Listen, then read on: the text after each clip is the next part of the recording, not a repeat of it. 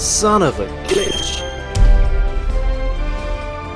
The Legend of Zelda Skyward Sword. Often criticized for its controls, one thing about Skyward Sword is how well made it is everywhere else. It's not as glitchy as some Zelda games, but the glitches it does have are pretty strange, hilarious, and game-breaking. So let's kick things off with a trip to Skyloft. At the beginning of the game, you're unable to get inside Zelda's room. Maybe she's got some secret stuff in there she don't want you knowing about, am I right, Link? But hey, just go a bit further down the hall to the room next to Zelda's, and we'll show her it's gonna take more than a door to stop us. Dash and then roll against this chair, and then as Link rolls through the chair, mash the A button, which will make Link sit. You're not really able to sit on this chair like you can with the others in the academy, and so when you stand, Link will now be standing on the desk. You can go behind the closet where things get a bit cozy, but there's nothing really to see here. And though it may seem like you're stuck here now, if you roll in the right way, Link will jump over the desk. While standing on the desk, with a few precise jumps, you can get Link to stand on these toy loft wings. Now press A and select until morning or until night, and Link will be able to interact with Zelda's bed on the other side of the wall. Link will simply jump through the wall and go to sleep. After sleeping, you're now able to move through the wall around the bed and end up in Zelda's room. Okay, let's see what she's hiding.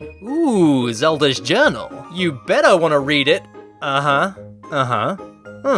She thinks I'm a loser. Why don't you just rip my heart out and put it in your closet, Zelda? Well, how about that? There's a heart piece in here. I'll just take that with me. Only problem is, if you couldn't get into Zelda's room normally, you won't be able to leave through the door, so we're kinda stuck in here. This is gonna be really awkward when she comes back. This next glitch is incredibly rare but very amusing. When riding your loft wing, Link is able to dive and then land on solid ground. Skyloft has a loading zone above it that transitions from the Sky Overworld model to the Skyloft Link can run around on, which varies slightly. When coming in for landing, there's a very specific point of this load zone that Link can actually land on, and now he's able to run around above Skyloft. I mean, come on, I know it's called Skyward Sword, but I think this is taking it a little bit too literally. We're running on the sky. You can run all over Skyloft, but if you run over the edges of the island or through certain areas, the glitch will end. Now, I'm not sure what exactly triggers this glitch, but I have a few theories. Before this glitch happened, I flew through one of the rocks that boost the loft wing forward, so it could be the load zone hadn't loaded quickly enough, or I started to dive at a point below where the load zone takes Link to Skyloft, so it never triggers the transition. The game expects you to come in from a greater height, so it's possible the trigger doesn't extend all the way down to the invisible barrier just above Skyloft. Diving low enough at this very specific point should trigger the glitch, but it takes a ton of tries. Interestingly, the music for when Link lands on other islands begins to play, so the game must think I've just landed somewhere other than Skyloft. Whatever the cause, it's a very difficult glitch to trigger as it seems incredibly specific. It's hilarious running around on thin air like this, it kinda looks like Link's a giant. Basically, Link is now a god, I guess. Moving on, here's a small glitch in Faron Woods. Pick up one of the many bushes in this area of the woods and then carry it over to this edge by the log. Randomly, the bush in Link's hands will disappear, but he'll still be carrying something. This now makes Link look like a crazy person as he runs around with his hands in the air. Either that, or he's incredibly happy about something, we'll never know. I wish I knew why this happens, or if it can happen at any other point in the game, but it's just a seemingly random glitch. While we're here in Faron Woods, we can try out another small glitch with Link's shield. While shielding an attack, like here with these keys, at the end of Link's shielding animation, he's able to carry out another action like putting away his sword. Now enter and then exit first person view. You'll now see that Link's shield is on his arm in an unintentional way, and it'll stay that way until Link pulls out his sword once again. You can go swimming with the shield on, and you can even use certain items with the shield awkwardly hanging on Link's arm. Just shield an attack and then press the B button with, say, the Gust Bellows equipped, or even the Quick Beetle, and there it is. A useless but strange glitch all the same. In Faron Woods is this area with the iron fence. If you position yourself like this, jump forwards holding Z and then jump slash whilst in the air, you can land on the fence. You can now run along the fence and then jump to land out of bounds. From here, you can actually make your way to Lake Floria way earlier than you're supposed to. But depending on if you have the Water Dragon's scale, this won't be much use to you as you won't be able to enter the ancient Cistern because the entrance is too high. Although you can still activate the bird statue here for a quick warp later in the game, so that's useful, I guess. Okay, so we all know how freaky Ghirahim can be, but this glitch will make him even weirder. If he catches your sword mid-strike, he can eventually take it from you to wield for himself. He'll also throw it back at you to attack you that way, and here's where this glitch comes into play. Sometimes, very rarely, he can throw the sword through the wall or to the point where he won't be able to pick it up. This can be done by complete accident, or with patience you can eventually get it to happen on purpose. Get Ghirahim by this door and at around this distance from it. When he throws your sword at you, shield the attack and the sword will be sent in the opposite direction. With the right angle, you can get the sword slightly into the wall and then Ghirahim will try to pick it up. The thing is, he won't be able to, and he's programmed to keep trying to get the sword until it's in his hands. The result is Ghirahim will continue to move towards the wall, and this will never end unless of course you grab the sword. But where's the fun in that? So you want that sword, huh? I mean, it's a nice sword. Go ahead, pick it up. It's right there. In the very rare instance that the sword goes completely through the wall, you're screwed. You'll have to reset. Well done, Ghirahim, you done goofed. Playing around with the claw shots, you can get Link to clip through walls if you get to the far left side of some vines. At this angle, the claw shots can pull Link through the wall, like here in Skyloft with these vines. You'll now be able to see inside the academy, which is pretty cool. Unfortunately, you'll fall through the building if you move forwards, so this clip isn't useful. But there is a point in Sky Keep where vine clipping is really useful. You can skip the entire Fire Sanctuary room by using these vines here. Move to the left side of the vines and then aim the claw shot at the very right edge and then fire the claw shot. This will put Link out of bounds and he'll land on solid ground below. You can now run across the entire room to the other side and then use the claw shots again to hook some vines by the Triforce symbol. This will put Link back in bounds and thus skip the entire room. There is another vine clip in Deep Woods that puts Link underneath the entrance to Skyview Temple, but there's not much to see here really, it's just fun to be in a place you're not intended. You can jump to the stairs leading into Skyview Temple behind the loading zone, which is pretty cool and it's very similar to the next glitch. In Lanayru Caves, you need to stand about here before the load zone and then jump forward and do a jump slash in the air. If done correctly, Link will jump over the loading trigger and arrive on the other side. You can now hang out in this insanely bright tunnel if that's what you're into, and when you're done, just step back into the load zone. An equally useless glitch can be found in Eldin Volcano. In this cave section is a column type structure that Link can run up, and at certain angles, Link can fall through the ground. No idea why this is a thing, but why not, right? On the topic of falling through the ground, this next glitch is actually useful and takes place in the ancient Cistern. Right at the entrance of the dungeon is a very noticeable seam where the ground isn't placed together correctly. By running up the wall and pressing Z, we can get the exact angle we need to fall through this seam. You can see how Link behaves like he's falling. Well, if you move forwards and backwards with the seam centered beneath Link, he'll be able to fall through the floor. Now immediately jump slash to land on solid ground, as falling directly downwards will make Link void out. You can now make your way around the outside of the dungeon walls by staying close to the edges where Link's shadow disappears. If you get this situation where you begin swimming to the right, just back up to the left until Link is standing and then continue around this wall. Keep going carefully around until you reach a rope that leads to the basement, and making sure not to go back in bounds, jump to the rope and climb up. This will now take you to the basement section of Ancient Cistern only a minute into the dungeon, and you can head straight for the boss key. You still have to complete a few other things like getting a small key and more importantly the whip, but this skips a mini boss and the basement almost entirely. It's a good idea to use bombs to kill Link once you have the boss key, which warps you to the dungeon entrance to leave the basement and skip it. Once you have the small key, enter the room it opens and then drop down one level to grab the whip, and then you can head straight up to the boss room. That skip makes this dungeon incredibly short, but here's the kicker. It only works on the NTSC version 1.0 of the game, not the Japanese version, PAL or NTSC 1.1 or 1.2. So if you have version 1.0, happy skipping. However, for everyone else, you can still skip the basement. When you finally get down here, turn to the right slightly, press the Z button and then move right until you reach this corner. Move left away from the wall and then side hop, followed immediately by a backflip, and if performed correctly, Link will flip up onto the statue and now you can fall into this gap. Now simply dash into this small space here and you'll be able to reach the chest with the boss key inside. You'll definitely need to death warp here as it's the only way out, and I'd recommend saving at the very first bird statue before trying this so you're warped there with the boss key. Another glitch you can try in Ancient Cistern involves Skulltulas. Cut one down from its web and then slash your sword upwards so the Skulltula is on its back. Now pull out a bomb and then wait about 4 seconds and now deliver the fatal blow. The bomb will explode as the Skulltula is dying, and this will put it in a glitched state where it's now entirely black and invincible. It doesn't matter what you do, attack it with your sword, blow it up with another bomb, this guy isn't dying. In fact, blowing it up actually puts the Skulltula the right way up again, and now it can attack you. Can I just say, I don't mind spiders, but a giant black one really creeps me out. Oh goody, now there's 2 of them, the stuff of nightmares. Let's go to my happy place. Ah, look at this guy, how could you not find that face adorable? I wonder what will happen if I pick you up and throw you at this statue at a very specific angle. Ah, well, that was unexpected. You gonna be doing that for a long time?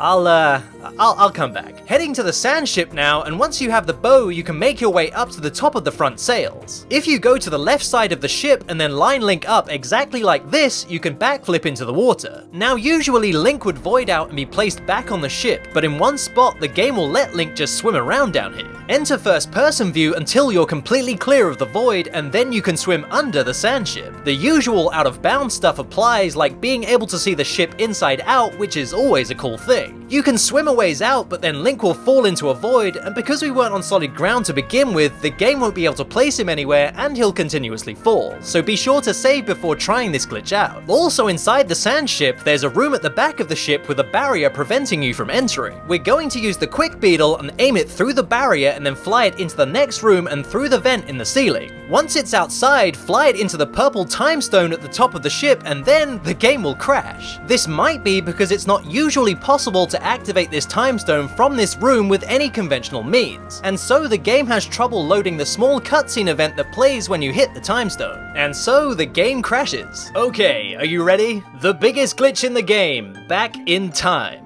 Easily the most useful glitch in the game and used countless times in a speedrun, but what is it, you say? Back in time in its simplest form is this. Anytime Link dies or the game over screen appears, select continue and then immediately reset by pressing the reset button on the console or by pressing the home button and choosing reset. What happens next is the game will load the title screen and an alternate version of Skyloft which varies slightly from the in-game version. Link will fall, triggering the cutscene where a Skyloft Knight rescues him, only the cutscene is glitched and you can see inside of Skyloft. Once the cutscene ends, you now have control of Link in his Skyloft clothes and the title screen is still on screen. Pressing A will bring up the file select menu and pressing B will cancel back to the title screen. Staying on this screen for too long will make the game fade to another cutscene, so it's best to keep the file select menu open. This is back in time in its most basic form, but there are so many things you can do with this glitch. First things first, save at this bird statue at the beginning of a new game and then we need to game over. The earliest you can die in the game is in Skyloft by jumping off this wooden post. Once Link checks out and the game over screen appears, select continue and immediately reset. This will start back in time, and now we can do 2 things. We can copy the first file by selecting file 1, pressing plus on the Wii remote and then selecting file 2. Now we're going to make our way to the gates to the upper sections of Skyloft, but as you can see, they're shut. Not a problem, simply dash over this fence on the bridge and a Skyloft Knight will rescue Link and you'll end up on the other side of the gates. Now select the second file, the copied file, and press minus on the Wii remote, which will bring up the delete options. Highlight the delete option, press A and then quickly get near the bird statue. Press A near the statue and select save while the file is being deleted. If you do this correctly, it will create a corrupt file where the name is blurred, it has 1 heart and 0 playtime, but we'll get to that later. Now select the first file by pressing A, highlight save and then press A again. While it's saving, highlight and choose start. What we did there was save on the back in time Skyloft and then start the file so we stay on this version of Skyloft. In the back in time Skyloft, the goddess statue is always open, so we can go right in and get the goddess sword from the very beginning of the game using back in time. Now the cutscenes leading up to getting the goddess sword will play in reverse order, which is fun. During the Fee chase sequence, you can save and quit at this bird statue and then open the corrupted file. When the corrupted file opens, Link will die immediately, and this is used to enter back in time much quicker than taking damage. So game over, choose continue and reset immediately. Now we're on the back in time Skyloft, head for the upper gates, dash over the bridge to get put on the other side of the gates like before. We're going to open file 1 and save on the back in time Skyloft and then start file 1 like we did earlier. Now we can head back to the goddess statue, which is always open in this version of Skyloft, and place the emerald tablet to open Faron Woods, skipping the entire Fee chase sequence. For the next few examples of back in in time, I need to explain something called back in time magic.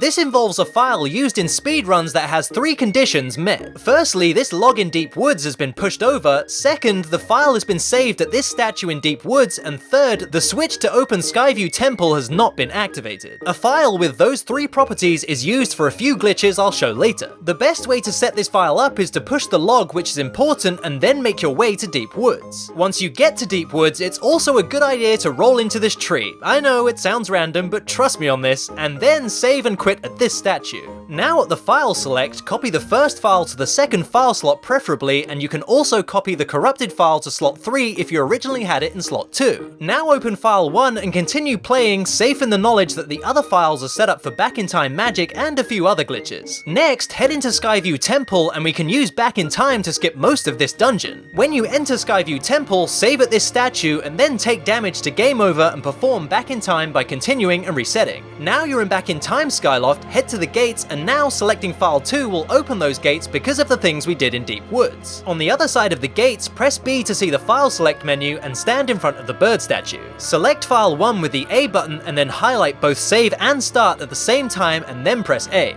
This will perform what's known as a back in time warp and place you quite a way into Skyview Temple. You then head deeper into the dungeon to kill Stoldra and exit to reload the main room. When you come back into this room, the enemies will now be loaded, including this Skulltula blocking the way, where usually we'd kill it with the Beetle, which we don't have yet. But it's nothing a Skyward Strike and a well-timed jump won't solve, so once we're past the Skulltula, we can go to the main room to get the Beetle. There are many uses of back-in-time warping in a speedrun, and it works because the game takes the coordinates you saved at on back-in-time Skyloft and applies them to the newly opened file. A good example of back-in-time warping using coordinates is at the start of Eldin Volcano. By saving at the first statue and then taking damage to game over, we can initiate back in time. Once we have control of Link, we need to open the file select menu and go to this bird statue on Skyloft and stand exactly here. Now we need to press A to select the file and then highlight save and start at the same time, and press A once again to save and start the file. When the file opens, Link will be pushed through the ground as he spawned underneath a goddess cube using the coordinates from the Skyloft map. This again skips a significant amount of Eldin Volcano. Earlier we set up the second file for 2 more glitches, and here's the first glitch we can perform using that file. After Skyview Temple is completed and you're prompted to save, choose save and quit and then use the corrupted file to game over and start back in time once again. Now in back in time, head to this bird statue and then open the file select menu by pressing A. Open the first file and then choose save. Wait until the saved message is just about to disappear and then start the file. If done correctly, just before it fades to black, you'll see the opening of the Thunderhead cutscene begin to play. Now take a look at the Thunderhead and you'll see it's open way earlier in the game than it's supposed to. This trick is used in a speedrun to get Faron's courage before you even have the harp to play it, which is pretty sweet. A similar trick can be used to get the life tree seedling early. This would be performed after you get Faron's courage using early Thunderhead. Game over and enter back in time and open up the file select menu. Once you have control of Link, select file 1 and quickly go grab a stamina fruit down these steps. While the text plays out, highlight the back button in the left corner and then press A to cancel the text. Head to the statue, open the first file and then save, and whilst it's saving, go back into the file select menu. Once it's saved, open the second file and Fee will appear. She'll mention the life tree seedling, and as she's doing so, highlight the back button and then once she's done speaking, press A. Link will now appear by the pumpkins, and so highlight file 1 and then press A once Link stops moving. Once you have the life tree seedling, start the file, and now if you open your gear, you'll see you have the life tree seedling. Back in time is such a great glitch that if you have an already completed file in slot 3, you can basically finish the game in less than 10 minutes. Begin a new file in slot 1, and once outside, don't save and go and kill Link like you did before. Perform back in time and then head to the bird statue with the title screen still up. Press A at the statue, then save, and now open and start file 1. You'll start a brand new game, but from here you can now go straight to Faron Woods and then fight Demise, which is crazy. The game pulls information from the third file, which if you have all the items and it's saved right before Demise, file 1 will take those properties and apply them to a new game. Back in time is the icing on the cake of the glitches in this game, and it's not as complicated as it seems, so by all means try it out. And that about wraps it up. If you like hearing me talk about Zelda glitches, check out this Did You Know Gaming Zelda glitches video. A huge thanks to Gymnast86, TLO, Test Runner, SVA, Cloudmax, Paraxade, and Indie Kenobi for their amazing knowledge on the glitches in Skyward Sword. You should definitely check them all out. And if you like this episode, hit that like button, share it with everyone you know and love, but most importantly, please subscribe if you want to see more from the series. Head over to the Facebook page for the show. I post updates and sneak peeks to upcoming episodes and keep you guys in the know about all things Son of a Glitch. Or you can follow me on Twitter and keep updated that way. Go on, try it, you might like it.